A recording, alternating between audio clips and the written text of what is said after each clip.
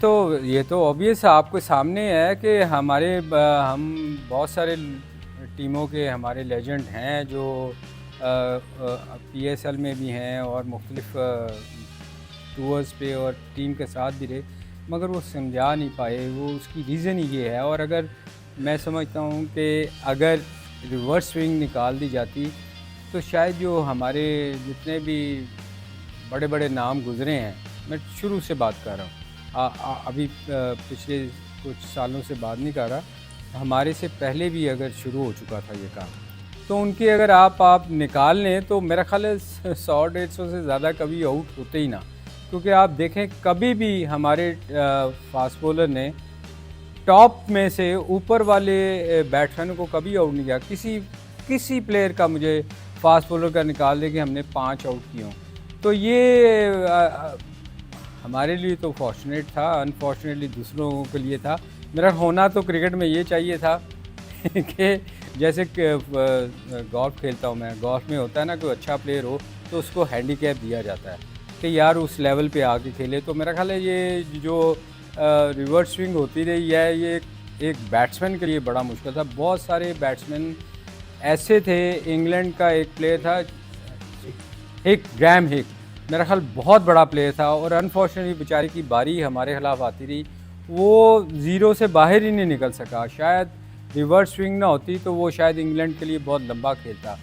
तो मैं गोल्फ की बात कर रहा था, तो ये मेरे ख्याल में कुछ प्लेयरों को 40-50 रन जब रिवर्स स्विंग बहुत पीक पे थी तो उनको हैंडीकैप देना चाहिए था कि भाई आपका स्टार्ट जो है 40 रन के से शुरू होगा ताकि वो उस लेवल पे जा सकते। मैं समझता हूँ मैं उसके साथ खेला हूँ। उस सीज़न में मैं एसेक्स की तरफ से खेल रहा था और जब पाकिस्तान टीम ने टूर किया और मैंने उस बेचारे को, मैं बेचारा ही कहूँगा क्योंकि उसने 100 सेंचुरी की थी और बहुत बड़ा प्लेयर था वो, और वो इसकी नज़र हुआ, रिवर्स स्विंग की नज़र हुआ। वो जितने भी 3 टेस्ट मैच खेला और मेरे ख्याल उसको 10 रन नहीं कर पाया क्योंकि इतना लंबा रिवर्स स्विंग होता था कि वो उसका कैरियर ख़त्म हो गया। और भी बहुत सारे प्लेयर ऐसे हैं जिनका कैरियर ख़त्म हुआ। सलीम मलिक की इस वीडियो में सलीम मलिक ये कहना चाह रहे हैं कि पाकिस्तानी बॉलर्स अगर रिवर्स स्विंग नहीं करते तो किसी भी बॉलर को 100 से ज़्यादा विकेटें नहीं मिलती उसके पूरे करियर में, जो कि ये थोड़ी सी नाइंसाफ़ी है। अगर पाकिस्तानी बॉलर्स रिवर्स स्विंग के बगैर विकेट ना ले पाते तो फिर वो काउंटीज़ क्रिकेट के अंदर कैसे कामयाब हुए।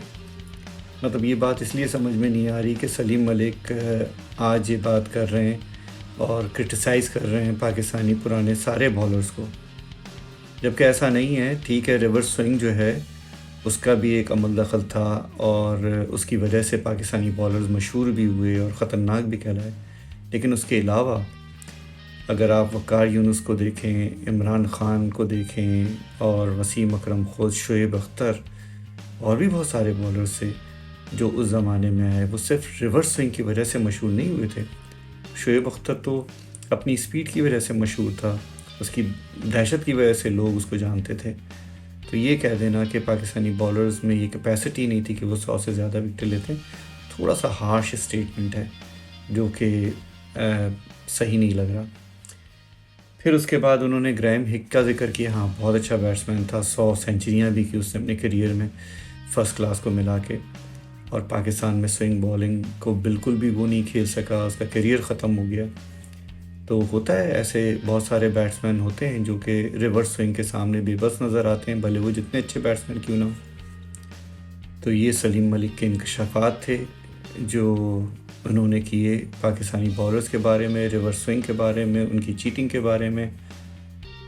अगर आपको ये वीडियो पसंद आई हो तो प्लीज़ इसे सब्सक्राइब कीजिए, लाइक कीजिए और शेयर कीजिए। Thank you.